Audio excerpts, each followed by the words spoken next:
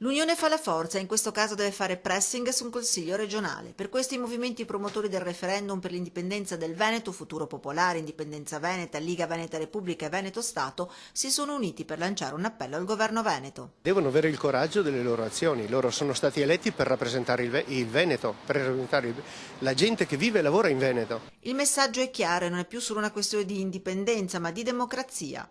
I consiglieri regionali non devono decidere sull'indipendenza, ma se dare voce alla propria cittadinanza che loro rappresentano. Il progetto di legge 342, depositato ancora ad aprile in commissione per indire il referendum, dovrebbe approdare in Consiglio regionale a luglio e il Consiglio in seduta straordinaria dovrà decidere se dare il via libera o meno. Intanto però si attende il parere dei saggi. Vediamo che cosa dice la Commissione giuridica, che dovrebbe esprimersi entro questa settimana, e nel caso in cui il parere fosse anche negativo continueremo lo stesso, perché siamo convinti che sia una scelta più politica che giuridica a questo punto. A mettersi di traverso su questo percorso potrebbe esserci la Corte Costituzionale, che potrebbe aprire un ricorso che a sua volta porterebbe i movimenti alla Corte Europea. A questo punto nascerà un contenzioso che varicherà i confini nazionali. se ci sarà il placet del Consiglio potrebbero essere 2 milioni i veneti chiamati il 6 ottobre ad esprimere il loro parere su un quesito chiaro e semplice.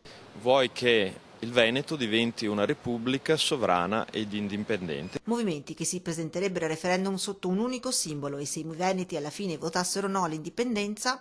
E se i veneti dicono di no, è una scelta anche questa, significa che hanno avuto l'opportunità di intraprendere una strada che hanno deciso che per loro non va bene. Noi siamo rispettosi della democrazia, però non siamo certamente rispettosi di coloro che vogliono negare la possibilità di espressione della volontà popolare.